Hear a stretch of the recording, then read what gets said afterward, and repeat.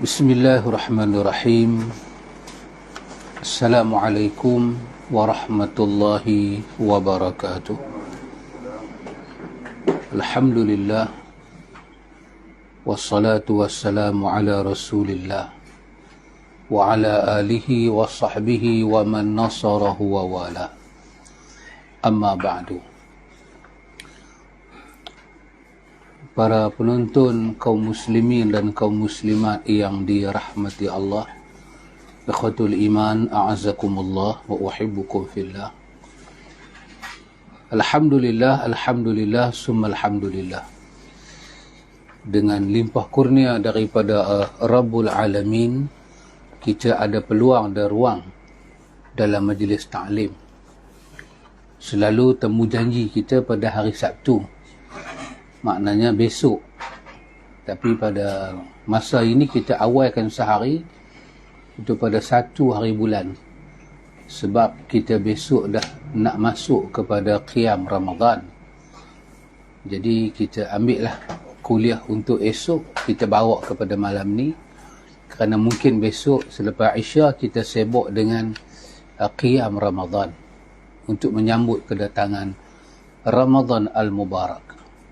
Kita nak sambut, kita kata biqudumi Ramadan Al-Mubarak, dengan ketibaan Ramadan Al-Mubarak. Seperti tebu janji kita, seperti biasa ikhwan, pada waktu sebegini kita membaca Hidayatul Subyan. Kita membaca tentang tarbiyatul aulad fil Islam. Bagaimana kita sebagai ibu dan bapa nak mengasuh anak-anak dengan salat. Nak jadikan salat itu sebagai suatu latihan, suatu penawar dalam hidup. Maka kita sedang belajar dan belajar dan belajar, kita sampai pada rukun sembahyang, iaitu penulis kata pada muka surat 19, iaitu penulis kata duduk antara 2 sujud. Itu satu daripada rukun sembahyang. Kalau dalam susunan kita, duduk antara 2 sujud, dia termasuk daripada rukun sembahyang yang ke-8, iaitu duduk di antara 2 sujud. Daripada kita baca bab niat, sampailah kepada bab sujud. Kita telah selesai bab sujud. Dan ini kita masuk satu daripada disebut dengan perkataan rukun pendek. Duduk antara 2 sujud adalah rukun pendek. Kenapa dia tersenarai daripada rukun pendek? Apakah hikmah yang ada pada dia? Ya, ada hikmah yang besar, ikhwan. Tapi sebelum tu kita tengok dahulu. Penulis kata bermula duduk antara 2 sujud, iaitu 4 syarat. Kalau syarat dia tak dipenuhi, dia anggap duduk tu tak sah. Kalau duduk tu tak sah, satu rukun ke-8 daripada rukun salat dia anggap tak ada. Maka salat itu tak sah dan batal. Pertamanya, bahawa ada ia kemudian daripada sempurna sujud yang pertama. Dia nak duduk antara 2 sujud, sujud itu kena sempurna. Dia kena tunaikan semua syarat-syarat wajib sujud. Barulah dia boleh bangkit duduk antara 2 sujud. Dengan makna sempurna apa ikhwan? Ke-8 syarat sujud itu dia penuhi. Kedua tangan dia letak di tanah, dahi dia letak di tanah, kedua lutut dia kena tanah, dan kedua jari ibu kaki dia, jari ibu kaki dan sebelah dia, kaki kanan dan kaki kiri dilipat menuju ke arah kiblat. Daripada 5 anak jari itu 2 sahaja yang wajib, ibu jari dan sebelah dia, kaki kanan kaki kiri. Dan dia sujud dalam keadaan tamak-ninah. Setelah itu sempurna dengan cukup, barulah dia boleh bangkit duduk antara 2 sujud. Yang keduanya, penulis kata, jangan dia qasad dengan angkat kepalanya angkat kepalanya itu bagi lain daripada duduknya. Dia bangkit, dia angkat kepala, maksudnya dia bangkit daripada sujud ke duduk tu bukan kerana terkejut barang jatuh ke, ataupun kerana binatang berbisa lintas ke, dia nak selamat diri dia.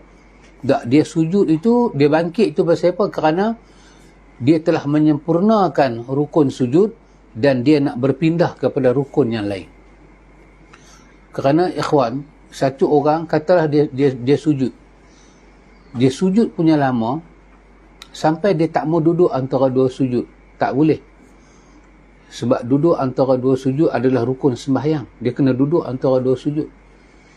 Katalah dia khusyuk dengan duduk antara dua sujud sampai dia tak mau sujud yang kedua pun tak boleh. Dia sujud yang kedua, dia punya khusyuk sampai dia tak mau duduk tahiyat, tak boleh. Atau dia duduk tahiyat sampai tak mau bagi salam, bunyi pun kata apa? Kata ini sembahyang, kita dekat dengan Tuhan, dia tak mau bagi salam, tak boleh. Kerana sembahyang mula dengan takbiratul ihram, dia ada penyudah dia, dia ada bidayah dia, dia ada nihayah dia, penyudah dia kena bagi salam. Kalau tak bagi salam, nak buat apa? Nak berdoa, dah doa dah. Dia tak ada semayang sampai tak mau keluar, dia tak ada. Semayang mulai dengan takbiratul ihram, sudahi dengan salam. Maka jangan sampai orang tu dia tarik satu rukun ke satu rukun, menyebabkan seolah-olah macam tak mau buat rukun yang berikutnya. Maka dianggap semayang itu cacat. Yang ketiga, kata penulis, ketiganya, membetul akan duduknya kadar kuasanya. Dia duduk tu kadar kuasa dia, kemampuan dia. Jadi dia bangkit Allahu Akbar, terkedepan sikit ke kerana masalah bongkok ke, masalah urat ke, tulang ke, kesemua itu diterima kadar kuasa dia. Keempatnya, penulis kata dengan toma'ninah. Bila dia bangkit daripada sujud, dia duduk antara dua sujud, dia kena duduk dengan toma'ninah. Ikhwan, ini adalah 4 daripada dikatakan sebagai syarat sah duduk antara dua sujud. Nama dia al-julus baina sajdataini, iaitu duduk di antara dua sujud, dan dia merupakan rukun sembahyang. Ikhwan, apakah suatu hikmat Allah Subhanahu wa ta'ala menjadikan kita duduk antara dua sujud? Seperti apakah hikmat Allah Ta'ala menjadikan kita sujud? Satu daripada hikmatnya ialah, ikhwan, bila kita tengok dia punya kedudukan tadi, kita sujud seperti yang dah kita bincang, lepas tu kita duduk antara dua sujud, dan dia masa dia sangat pendek. Kita tak boleh duduk lama panjang macam kita duduk macam kita dalam position sujud, tak boleh. Nanti kita duduk antara dua sujud terlebih, kita boleh dianggap tambah rukun masa tu, maka boleh rosak sembahyang. Tapi falsafahnya ialah, ikhwan, bahawa bila kita lihat kepada duduk antara dua sujud ini, dia punya gabungan dia itu, kita lihat kepada doa yang kita baca. Walaupun doa tu pendek, tapi Nabi ajak sahabat meneliti bacaan Nabi, terutamanya Abdullah bin Abbas meneliti bacaan Nabi. Kalau kita tengok pada buku kita ni, penulis kata, dan sunat membaca padanya Rabbighfirli warhamni wajburni warfa'ni warzuqni wahdini wa'afini wa'fu anni. Itu kalau kita lihat dalam teks kita ni. Tapi kalau kita tengok dalam hadis Abdullah bin Abbas cerita dalam riwayat Ashabus Sunan, hadis itu adalah hadis yang sahih. Dia kata, Nabi kata, Allahumma ghfirli warhamni wahdini wajburni wa'afini warzuqni warfa'ni. Nabi minta yang tu.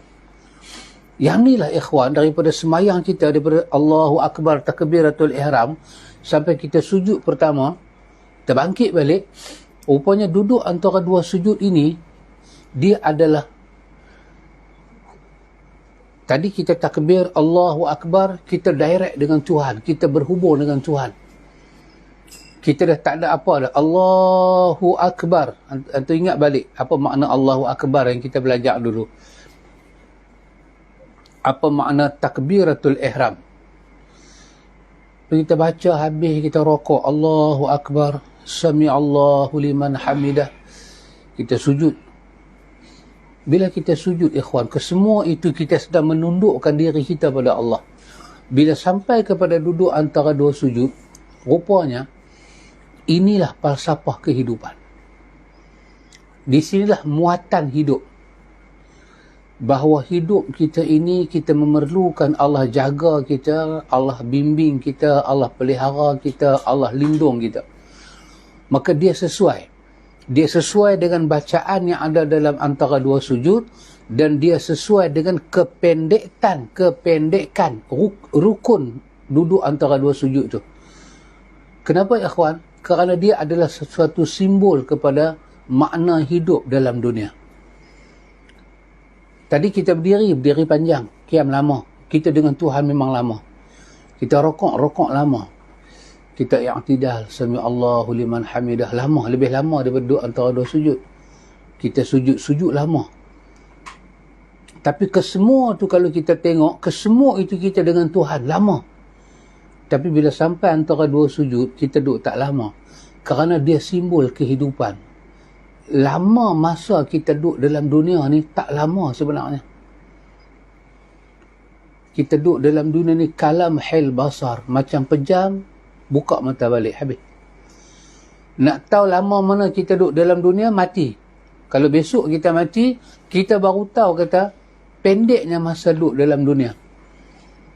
Duduk antara dua sujud, dia memberi kepada kita suatu gambaran dan falsafah bahawa inilah makna hidup dalam dunia.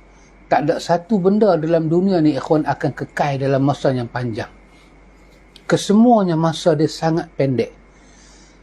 Allah kata, ma indakum yanfad wa ma indallahi baq. Allah kata, apa yang ada pada kamu semuanya akan binasa. Ditelan masa, zaman, ditelan macam-macam. Akan rosak, yanfad, akan rosak.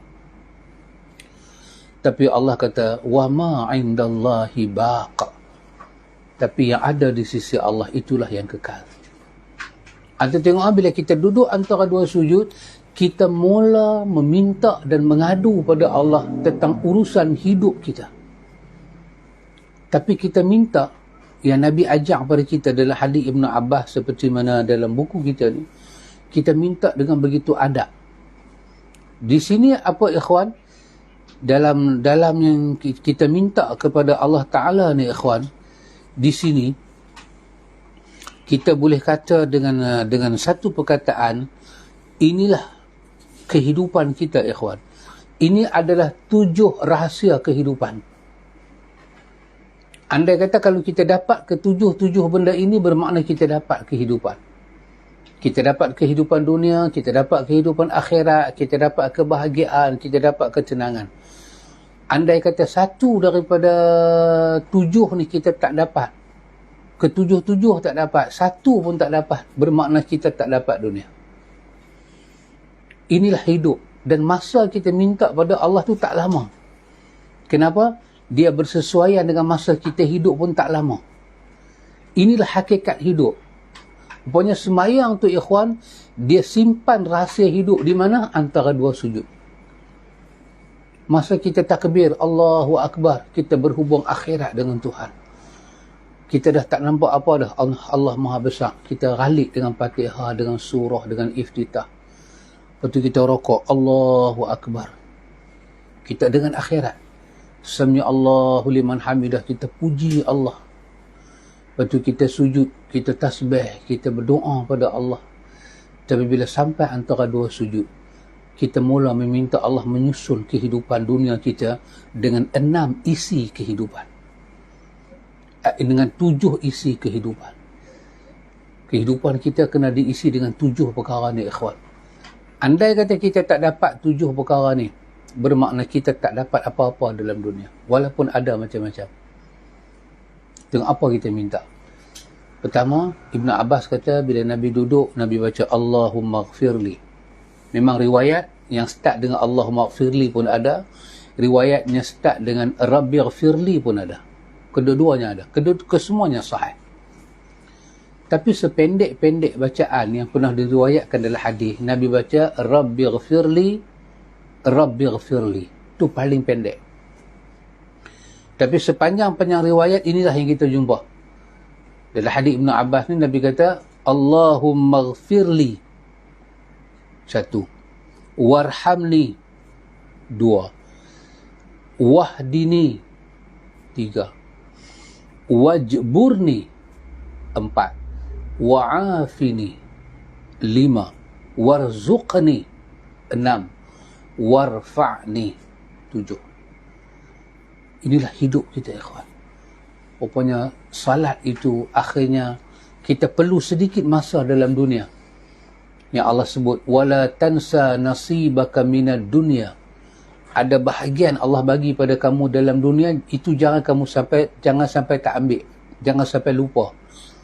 Tetapi yang Allah sedia akhirat itulah yang kamu kena struggle, wabtaghi, bertungkuh lumuh. Apa yang ada dalam dunia ni kita kena ambil. Dan hidup kita ni di atas 7 perkara penting ini. Apa dia? Kita kena kata Allahumma gfirli. Dengan makna, ya Allah, ampunkanlah dosa saya. Yang kedua, warhamni. Tolonglah rahmati saya, kesian pada saya. Wahdini. Hidayahkan saya. Berilah petunjuk pada saya. Wajburni. Dan cukupkanlah kehidupan dan hati saya. Wa'afini. Dan berilah keselamatan pada saya. Warzuqni. Rezekikanlah saya. Warfa'ni. Dan angkatlah kedudukan saya. 7 benda penting dalam hidup. Kena ada keampunan, kena ada rahmat Allah, petunjuk Allah, kecukupan daripada Allah, keselamatan daripada Allah dunia akhirat, rezeki daripada Allah, dan Allah mengangkat martabat kita dari satu keadaan ke satu keadaan. Tapi antum tengok, macam mana pun 5 perkara di bawah tu yang menjadi bidayah kepada 5 perkara di bawah tu, yang mengikat 5 perkara di bawah, hidayah, kecukupan, keselamatan, rezeki dan tingkatan-tingkatan hidup, kesemua itu diikat dengan 2 benda ya ikhwan. Apa dia? Diikat dengan maghfirah dan rahmah. Rupanya ikhwan, andai kata kita dapat kepada Allah Ta'ala, Allah bagi pada kita hidayah, petunjuk. Allah bagi pada kita kecukupan. Allah bagi pada kita keselamatan dalam hidup. Allah bagi rezeki. Dan Allah angkat kedudukan kita. Tapi kalau Allah tahan keampunan dan rahmat dia, kesemua di bawah itu akan bertukar. Dia akan bertukar. Tengok Nabi Adam kata apa? Nabi Adam guna perkataan yang cukup-cukup, ya subhanallah. Nabi Adam kata, wa illam taghfir lana wa tarhamna lanakunanna minal khasirin. Nabi Adam kata, kalau engkau tak mengampun kami ya Allah, kalau engkau tidak mengrahmati kami ya Allah, kami pasti akan jadi orang yang rugi. Khasirin ni maksud dia apa ikhwan? Lanakunanna minal khasirin, pasti kami jadi orang yang rugi. Apa makna rugi? Maknanya ialah lanakunanna minal halikin, kami pasti akan jadi orang yang binasa. Binasa dunia pun dah teruk. Imam Ibn Qayyim kata, apatah lagi binasa akhirat. Allah binasakan kita dengan makna kata Allah pecahkan kehidupan kita. Allah melaratkan kita. hati kita ni Allah tak bagi nampak kecukupan. Paling dahsyat ikhwan, Allah tahan hati kita. Allah tahan, saya terlupa. Cakap tak pakai mikrofon.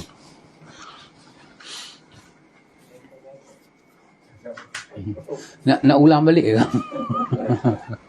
Bahagian tercicir tu tengok channel lain.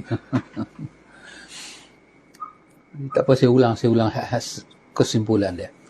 Kita sedang membaca tentang rukun sembahyang ke-8, iaitu apa dia? Itu duduk antara dua sujud. Penulis kata duduk antara dua sujud ni ada 4 syarat. Satu apa dia? Satu, masa dia duduk antara dua sujud, kena sempurna sujud.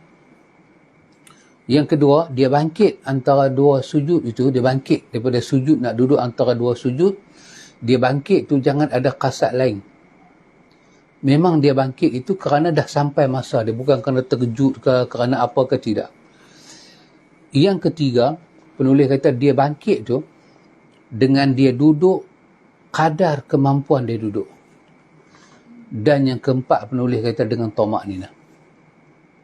Itu adalah 4 syarat sah duduk antara dua sujud.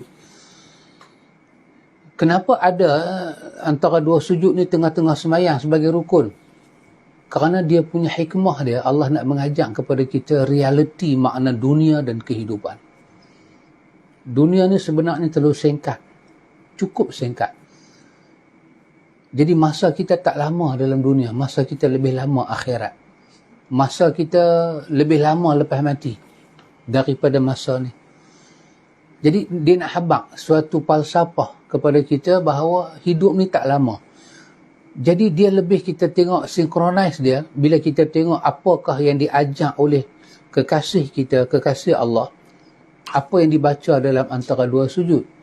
Kalau ikut penulis, dia kata kita baca Rabbighfirli warhamni wajburni warfa'ni warzuqni wahdini wa'afini wa'fu anni. Dia kata baca yang tu.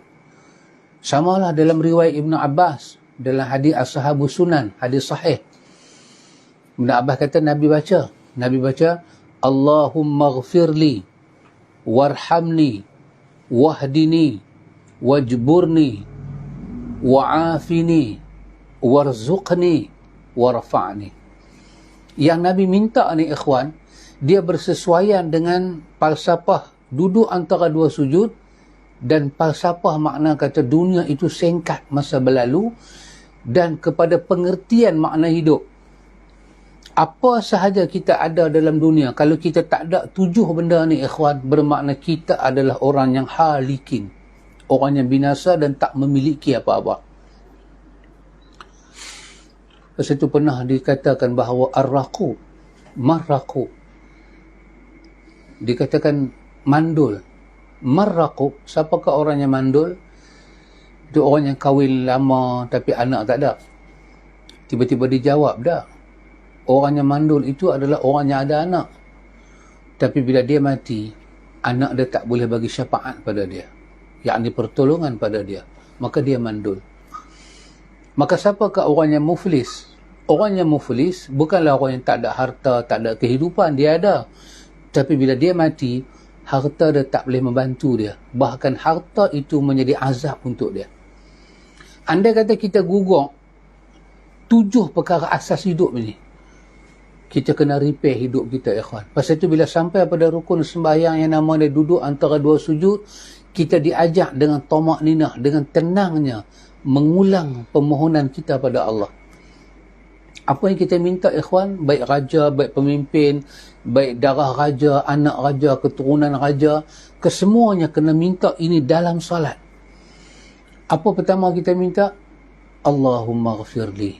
Kekasih Allah ajak, ya Allah ampunkanlah saya. Warhamni, kesian belahlah pada saya. Wahdini, hidayahkanlah saya. Wajburni, cukupilah kehidupan saya. Wa'afini, berilah keselamatan dan keafiatan pada saya. Warzuqni, berilah rezeki pada saya. Warfa'ni, angkatlah kehidupan saya. Tengok, kita minta 1, 2, 3, 4, 5, 6, 7 dengan tertib. Pertama, itulah yang menjadi penguasa, pemilik, pengawal kepada 5 perkara di bawah. Apa dia? Maghfirah dan rahmah. Keampunan dan kasih sayang Tuhan. Maka Nabi Adam tolong jawab pada kita. Wa illam taghfir lana wa tarhamna lanakunanna minal khasirin. Kalau engkau tak ampun kami, tak rahmati kami, ya Allah, hidup kami akan rugi. Apa makna khasirin? Makna khasirin adalah lanakunanna minal halikin. Pasti kita jadi orang yang binasa.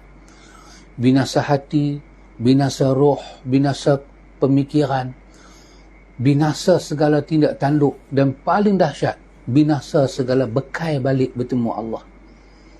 Kenapa ikhwan? Kerana tidak ada maghfirah, keampunan dan rahmat Allah. Apa dia keampunan?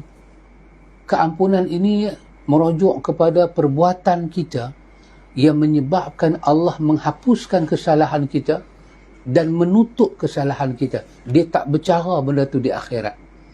Itu makna keampunan. Dia tutup dan dihapuskan.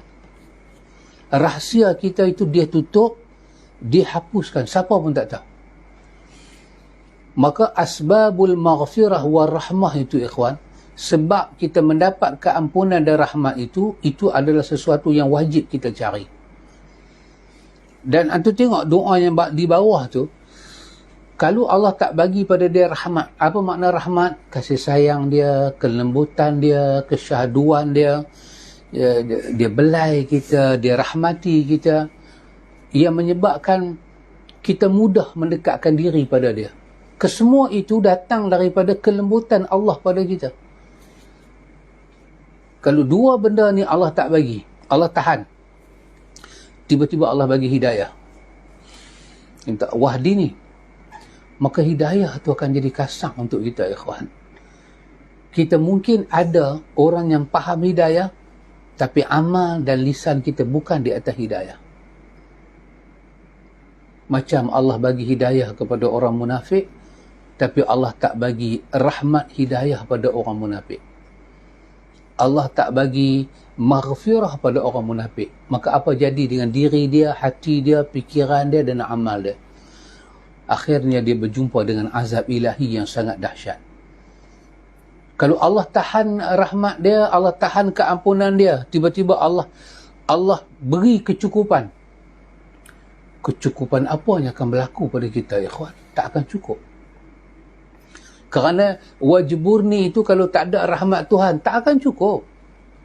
Dia bukan masalah banyak. Dia bukan masalah benda tu datang tak putih.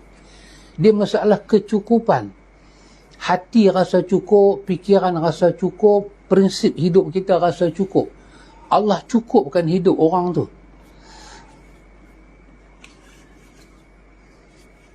Macam orang Arab kata apa ikhwan? Dia kata jabrul azmi, dengan makna kata jabrul azm. Azm ni tulang. Tulang tu retak, ataupun dia patah dua. Kita kata retak lah. Maksud jabar ni apa dia? Yang retak tu nak pergi rawat dia balik, bagi hilang retak, nak bagi nampak dia sama balik. Bermakna nak kalau macam patah, terkepak dua, pelantin sana sini. Betul, nak letak yang patah tu balik masuk. Kalau dia masuk macam mana pun bekas patah tu nampak. Tapi nak rawat dia supaya tak nampak macam dia pernah patah, nak tutup balik. Line-line tu semua nak tutup sampai dia nampak benda yang satu cantik.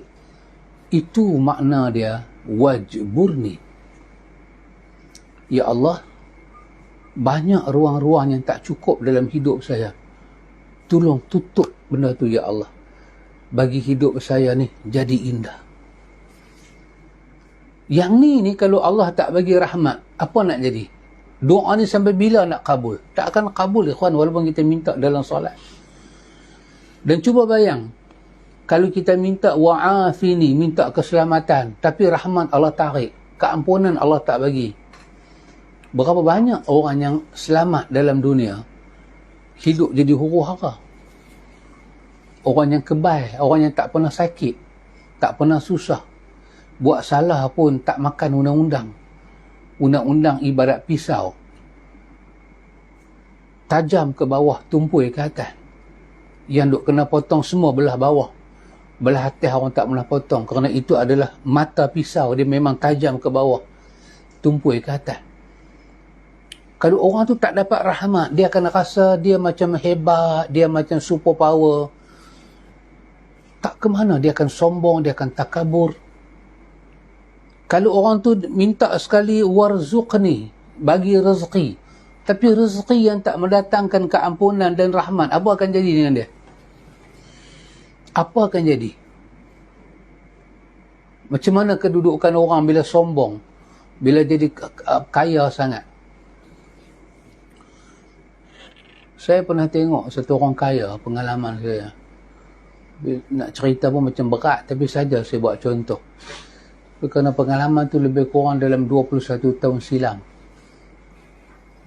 Masa tu saya betul-betul berada di Iraq.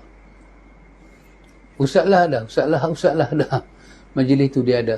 Seorang datang daripada Malaysia. Dia datang dengan beg James Bond tu. Biasa tengok beg James Bond. Orang pakai mesyuarat tu kan. Dia petik, penuh duit. Masa tu kami semua pelajar Malaysia duk ada. Saya tak mahu sebut rumah siapa. Duk ada. Termasuk saya sebagai pelajar baru. Ustazlah ada pelajar lama duk ada. Saya tengok duit. Nama dia pun saya masih ingat. Muka dia pun saya nampak. Soalan pertama dia tanya. Dia kata yang you all ni semua ni datang ke sini. Dia ahli businessman lah. Dia nak pergi ke satu tempat, dia transit ke Iraq. Dia kata you all ni semua ni betul-betul mengaji apa? Belajar apa? Itu sebut syariah, usuluddin, hadis. Sampai ke saya dia tanya, mengaji apa? Saya kata nak mengaji lughah. Dia kata tak ada seorang ke buat engineering? Tak ada seorang ke buat kedoktoran? Kata tak tahulah ada tak ada, tapi takat yang kami berhimpun ni kami semua mengaji agama. Dia tutup beg dia, dia plaster balik. Dia kata saya main dengan duit ni, nak bagi duit pada pelajar. Tapi dia kata kerana hampa semua mengaji agama, saya tak jadi nak bagi duit. Kerana orang agama ni, bila mengaji agama balik Malaysia, mesti buat masalah. Dia kata saya belum jumpa lagi orang mengaji agama yang tak bawa masalah. Kebetulan time tu, saya tengok perkembangan dari sanalah ke Malaysia. Isu Ratu Cantik ditangkap oleh seorang mufti. Ada mufti dah meninggal dah, Allah maghfirlahu warhamhu. Saya tak tahulah sama ada dia tangkap ke, dia tak benar ke Ratu Cantik tu, saya tak tahu. Tapi daripada sana itulah kes dia. Dia kata saya tak mau hampa balik ke Malaysia, hampa jadi macam mufti ni. Banyak kerja lagi boleh buat, dia pergi tangkap orang masuk Ratu Cantik. Dia kata kerana tu saya tak ada cadangan nak bagi bantuan pada orang mengaji agama, saya takut pakat balik jadi macam mufti tu. Itu satu jenis kesombongan, ikhwan. Pasal apa? Pasal manusia ada rezeki, tapi Allah tak bagi rahmat. Jadi macam Qarun, ada rezeki yang banyak, tapi tidak ada rahmat. Sikit dia bagi untuk Tuhan, dia rasa macam dia bagi segunung. Wahai dia bagi tu, gerapi punya kepala pun besar lagi, tapi dia nampak macam dia bagi segunung. Punya berjasa dia. Kalau Allah Ta'ala bagi pada orang tu warafa' ni, Allah angkat kedudukan dia, tapi Allah tahan rahmat. Kedudukan dia, ketinggian dia, nama dia jadi orang yang terkenal lah. Tak kira lah dalam mana dia terkenal, tapi rahmat Allah tahan, keampunan Allah tak bagi. Agak-agak ikhwan, apa nak jadi dengan dia? Jadi dalam solat ni ikhwan, bila kita sampai pada rukun yang bernama duduk antara dua sujud, rupanya kita minta Allah Ta'ala jangan halang sumber dan tunjang utama kekuatan hidup kita. Apa dia? Maghfirah minallah dan warahmatullah. Keampunan dari Allah dan rahmat Allah pada kita. Yang itulah yang kita nak pakai untuk apa? Untuk minta hidayah. Yang itulah kita nak pakai untuk minta kecukupan. Yang itulah kita nak pakai untuk minta keselamatan, rezeki, dan nak minta kedudukan yang diubah menjadi lebih baik. Satu orang tu ikhwan, Allah bagi petunjuk pada dia, Allah bagi rahmat. Apa jadi kat dia?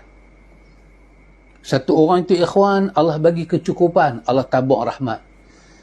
Satu orang tu ikhwan, Allah bagi keselamatan dunia, Allah bagi rahmat, bagi keampunan. Keselamatan itu berpanjangan sampai akhirat.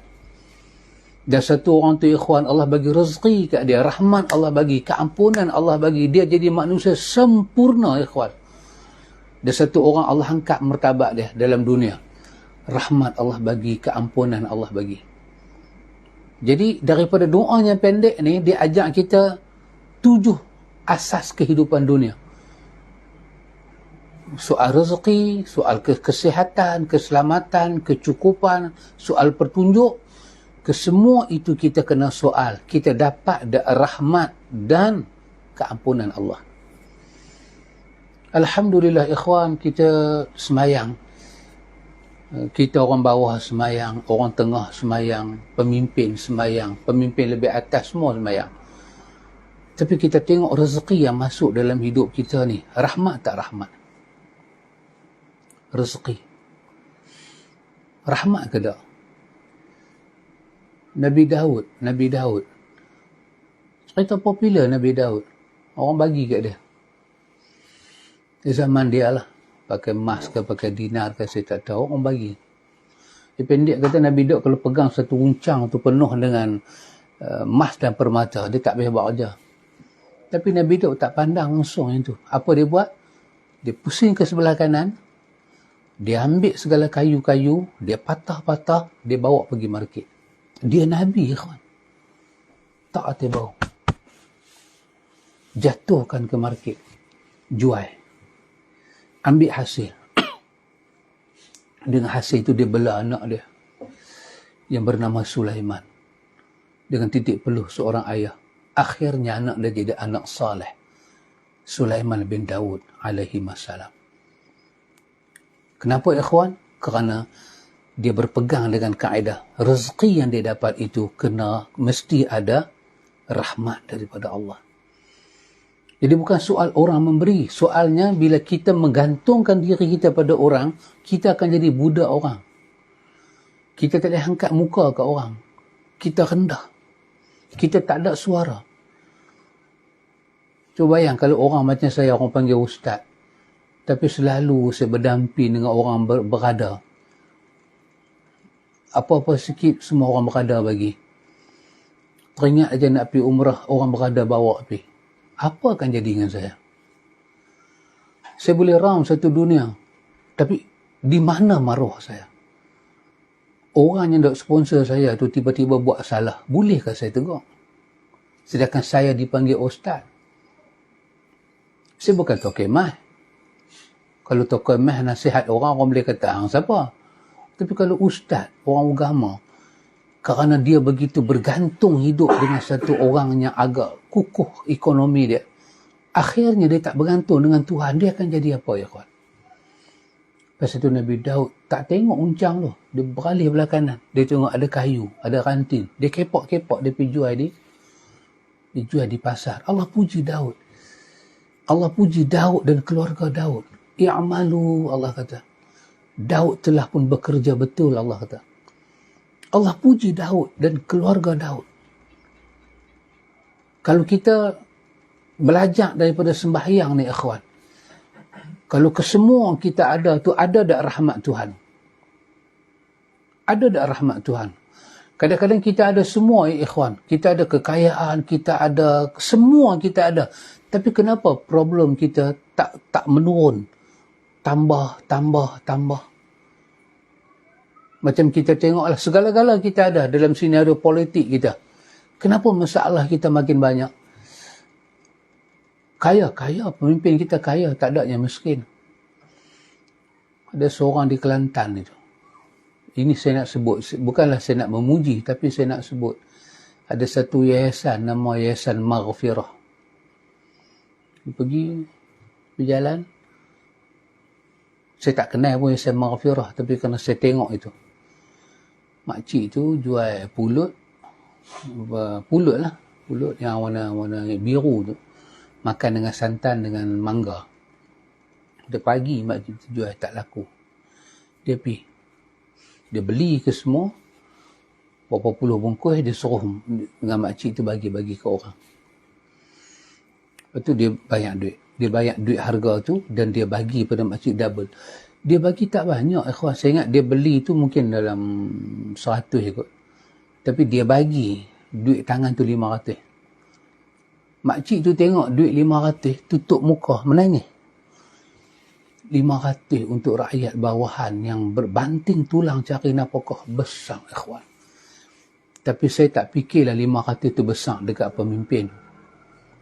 Tapi untuk orang bawah ni 500 cukup besar. Dapat 500 macam dapat 5 juta. Ya subhanallah, ikhwan. Orang bawah ya. Rezeki itu perlu diberkati. Kerja perlu diberkati. Pasal itu tak boleh ada bohong, tak boleh ada khianat, tak boleh ada menipu, tak boleh ada rasuah, tak boleh ada pecah amanah, tak boleh ada hasad, dengki, dendam dalam buat kerja. Jangan masukkan unsur-unsur syirik dalam kerja kita. Kadang-kadang nak jawatan besar, guna bomo. Nak menikah orang yang berharta, cari bomo. Nak wanita cantik-cantik, pakai bomo. Nak dapat projek, pakai bomo. Akhirnya hidup tak ada barakah. Kadang-kadang orang ada daripada orang menega tepi jalan sampai orang menega minyak. Pakai bomo. Rezeki memang melimpah ruah. Tapi hidup tak ada rahmat. Hidup tak ada rahmat. Seperti seorang yang berkata dengan saya, dia kata, selama tu dia kata, Allah tak izin saya baca Quran dalam rumah saya. Ditutup semua pintu kepada saya untuk belajar Quran. Saya punya plan nak bagi anak-anak ni mengaji. Seorang pun tak jadi. Tapi bila saya duduk dengar ceramah, saya ubah hidup saya. Bukan kata anak, dia kata, anak saya boleh mengaji Quran. Saya sendiri boleh hafal sebahagian ayat Quran. Rahmat, ikhwan, rahmat. Di mana kita repair benda ni? Dalam solat. Jangan bergantung ke orang. Jangan pernah mengharapkan orang. Sehingga Allah Ta'ala tegur kita. Allah kata, walau syi'na la rafa'nahu biha walakinnahu akhlada ilal ar. Allah kata, kalaulah, walau syi'nahu, kalau kami nak, kata Allah, la rafa'nahu biha, kami boleh angkat kedudukan mereka. Tapi pasal apa mereka tak minta pada kami? Walakinnahu akhlada ilal ar, tapi mereka sanggup menyungkap, menerap ke dunia, minta ihsan dunia. Jadi seperti seekor anjing, kata Allah, dalam mencari rezeki. Tapi mereka tak main minta pada kami. Maka Allah kata, famasaluhu kamasalil kalb. Lihatlah bagaimana keadaan anjing. Mereka jadi macam tu. Mereka tak pernah puas, tak pernah cukup. Duk pegang ni sebelah tangan. Duk pegang ni tak habis lagi. Tak habis lagi. Pening dah kepala. Wahai segenggam lagi tak habis ni. Tak habis lagi. Orang miskin dapat 500, ikhwan. Allah, menangis makcik tu. Menangis. Ya subhanallah, ikhwan. Kita tak ada rahmat. Kita ada segala. Kita ada gaji, kita ada rumah, kita ada allowance, kita ada politik, kita senang, kita lena, kita ada tanah. Semua kita ada. Tapi kita tak ada rahmat. Kekayaan kita tak apa dengan akhlak kita. Kekayaan kita tak apa dengan tawakal kita. Sepatutnya kita kaya gila-gila. Tawakal kita pada Allah kena sama tinggi dengan kekayaan kita. Sekurang-kurangnya. Tapi tak jadi, ikhwan. Kerana kita tak ambil manfaat dalam solat. Kerana tu, ikhwan, bila kita solat, kita duduk antara dua sujud itu, kita minta pada Allah dengan hati yang tamakninah. Kita minta sungguh pada Allah, Allahumma ghfirli, warhamni, wahdini, wajburni, wa'afini, warzuqni, warfa'ni. Minta sungguh-sungguh pada Allah. Sebab tahiyat, apa duduk antara dua sujud itu, dia adalah simbol kepada makna hidup di dunia yang singkat. Dan keperluan apa kita perlu dalam dunia ni, ikhwan? Kita memerlukan bantuan daripada Allah Subhanahu wa ta'ala. Pasal itu Allah Ta'ala bagi sedikit pelajaran pada kita, ikhwan, dalam ayat yang ke-17 daripada Al-Ankabut. Ayat 117. Ayat ke-17 daripada Al-Ankabut. Allah bagi teguran pada kita. Menarik, berkaitan dengan tajuk kita baca ni. Apa Allah Ta'ala kata? Allah kata, innama ta'buduna min dunillahi awsana wa takhluquna ifka. Innal ladhina ta'buduna min dunillahi la yamlikuna lakum rizqa. Fabtaghu 'indallahi rizqa wa'buduhu washkuru lahu ilaihi turja'un. Sadaqallahul azim. Maha benar Allah. Allah kata, innama ta'buduna min dunillahi awsana. Yang mereka sesungguhnya, yang mereka sembah lain daripada Allah tu, kesemua itu berhala, kata Allah. Wa takhluquna ifka. Mereka yang mencipta pembohongan itu bukan Tuhan. Allah tak pernah suruh orang sembah lain daripada dia. Itu semua cerita-cerita dongeng yang dibuat berkenaan dengan kekuasaan berhala itu, dibuat cerita-cerita dibuat. Allah kata, innal ladzina ta'buduna min dunillahi, sesungguhnya orang-orang yang mereka sembah itu selain daripada Allah. Apa sahaja, sembah berhala ke, sembah orang ke, apa sahajanya orang sembah lain daripada Allah. Tengok perkataan dia. Allah kata, la yamlikuna lakum rizqa. Sekali-kali dia tidak memiliki kemampuan untuk bagi rezeki pada kamu. Baik orang tu bos kita, majikan kita, siapa pun, kata Allah, la yamlikuna lakum rizqa. Allah kata, peganglah yang ni. Dia tidak ada kemampuan, dia tak ada langsung kemampuan nak bagi rezeki pada kamu atau menghalang rezeki kamu. Tak ada. Tapi tengok kata Allah dalam masalah meminta, fabtaghu 'indallahi rizqa. Bersungguh-sungguhlah kamu memohon di sisi Allah rezeki. Wabtaghu 'indallahi rizqa. Sungguh-sungguhlah rezeki itu di sisi Allah. Minta sungguh-sungguh pada Allah. Minta sungguh-sungguh. Allahumma ghfirli warhamni wahdini wajburni wa'afini warzuqni warfa'ni. Fabtaghu. Minta sungguh-sungguh kepada Allah. Lepas tu Allah kata, wa'buduhu. Sembahlah Allah. Jangan sembah benda lain. Washkuruhu. Washkuru lahu. Dan tunjuklah kesyukuran kamu pada Allah. Ilaihi turja'un. Kerana hanya kepada Allah kamu dikembalikan. Tengok ikhwan, Allah susun hidup kita. Di mana sumber rezeki kita, di mana kekuatan kita, pada tauhid kita, pada menjauhi benda-benda syirik. Minta kita hanya kepada Allah. Kita tauhid Allah dalam ibadah hanya pada Allah. Kita tunjuk nilai kesyukuran. Kita ingat kita akan kembali pada Allah. Allah kata, Allah akan luaskan rezeki kita. Allah akan rahmati dan barakah rezeki kita, yang dengan itu setiap rezeki yang kita dapat daripada sisi Allah, apa rezeki itu jadi? Rezeki itu akan bawa kebaikan dunia dan dia akan menjadi asbabul maghfirah. Asbab dosa kita diampun oleh Allah Jalla wa'ala. Jadi ikhwan, duduk antara dua sujud ini rupanya falsafah dia besar. Pasal itu masa dia singkat, tapi bacaan dia sangat mantap. Maka janganlah kita lalu duduk antara dua sujud itu dengan tak meminta apa-apa pada Allah. Minta Allah. Yang Nabi ajak ni. Berapa benda Nabi ajak pada kita, ikhwan? 7 benda.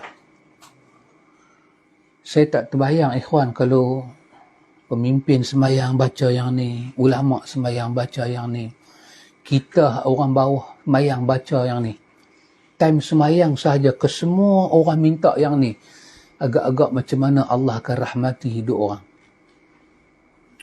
Tapi kalau kita minta yang ni, hati kita berpaling ke tempat lain. So, kita tidak dapat apa-apa, ikhwan. Rupanya, duduk antara dua sujud itu, dia membawa falsafah makna hakikat hidup. Hakikat keperluan dalam hidup. 7 benda asas tadi kita perlu. Tapi kesemuanya itu diperlukan maghfirah dan rahmat Allah Ta'ala. Tak kalau kita hancur. Karena itu, ikhwan, selepas daripada duduk antara dua sujud, apa kita buat? Kita ulang lagi sekali sujud. Dunia ni tak kukuh. Lagi sekali kita bawa diri kita pada Allah. Yang tu yang paling kukuh. Hablum minallah. Yang tu yang paling kukuh. Sekali je kita minta. Allah tahu nak susun hidup kita. Tapi minta sungguh-sungguh. Lepas lagi sekali kita sujud. Dekatkanlah diri pada Allah. Wasjud waqtarib. Sujud dan dekat diri pada Allah. Allah akan urus hidup kita yang sementara ini. Dah habis kita sujud yang kedua, apa kita buat? Kita akan duduk tahiyat. Sama ada tahiyat awal ataupun tahiyat akhir. Tapi penulis, tahiyat awal pun dia akan terang, tahiyat akhir pun dia akan terang. Dalam tahiyat ini, ikhwanah, kita berjumpa dengan kemuncak makna kehidupan dunia dan akhirat, iaitu pada perkataan at-tahiyyatu lillah, at-tahiyyatul mubarakah, at-tahiyyatul mubarakatus salawatut tayyibatu lillah. Itu dalam yang biasa kita baca. Ataupun at-tahiyyatu lillah was salawat wat tayyibat. Kita akan tengok apakah makna tahiyat. Sehingga tahiyat dia duduk akhir daripada semayang. Semayang start dengan takbir, lah sekali bacaan dia tahiyat sebelum kita keluar pada semayang. Ini pun ada falsafah yang besar, ikhwan. Kesemua ini menjadi rawatan kepada kita. Maka kita hayatilah, ikhwan, makna duduk antara dua sujud dan bacaan yang ada dalam antara dua sujud, dia akan menjadi rawatan dalam hidup kita. InsyaAllah, ikhwan, saya akan cuba berusaha menghabiskan juga rukun-rukun semayang ni. Maknanya dalam bulan puasa pun kita kena mengaji lagi. Lepas tarawih kita mengaji sikit. Kita ambil pelajaran untuk lihat kesemua semayang tu sebagai satu rawatan. InsyaAllah, ikhwan, kita berjumpa lagi. Ada soalan. Ya, boleh. Salam Ustaz, Ummu Sarah. Apa maksud memohon dengan hati yang tumakninah? Ya. Kepada Ummu Sarah yang bertanya, Ummu Sarah, Ya. nama Sarah tu saya teruja. Teringat Sarah. Tidur angka duk main kata ni, ha? Duk main lagi Sarah. Kepada Ummu Sarah yang bertanya, semoga Allah merahmati anda. Apakah makna memohon ataupun meminta pada Allah dengan tamak-ninah? Ummu Sarah, tamak-ninah bermakna tenang, damai, tidak kalang kabut. Meminta dengan tamak-ninah artinya meminta dengan penuh ketenangan. Kita kata, Rabbi ghafirli. Masa kita minta, fikiran kita tak kalut nak buat benda lain. Macam kita, Rabbi ghafirli warhamni, duk fikir apa? Nak masuk sujud. Lepas tu nak duduk tahiyat. Lepas tu nak bagi salam. Banyak kerja nak buat ni. Permintaan kita hilang tamak-ninah. Bila tamak-ninah tak ada, itu pertanda apa? Khusyuk tak ada. Kesungguhan tak ada. Pasal itu banyak daripada benda, ikhwan, yang kita minta tidak diberkahi. Kerana kita hilang tamak-ninah, bermakna kita hilang adab dengan Tuhan. Tak kalah dengan Tuhan kita minta dengan hati yang kalut. Kalut sangat ni. Jadi kita minta dengan tenang, dengan syahdu. Terutama kalau kita semayang berjemaah, kita hanya follow imam. Bacaan imam adalah bacaan makmum. Tapi kalau kita semayang seorang-seorang, kita ada rawatib, ba'diyah, qabliyah, kita ada semayang malam, ini kita minta wabtaru, minta sungguh-sungguh kepada Allah. Bila kita kata Allahumma ghafirli, ampunkan saya ya Allah, tolonglah tutup kesalahan saya dan leburkan kesalahan saya, yang kecil, yang besarnya, orang nampak, orang tak nampak, kesemuanya sekali ya Allah leburkan, supaya itu tidak menjadi sebab saya masuk ke neraka ya Allah. Sungguh-sungguh minta. Warhamni, kesian saya Allah, saya hamba yang dhaif, rahmati saya. Itu makna minta dengan tama'ninah. Wallahu a'lam. Ada yang lain? Alhamdulillah, semoga dirahmati oleh Allah.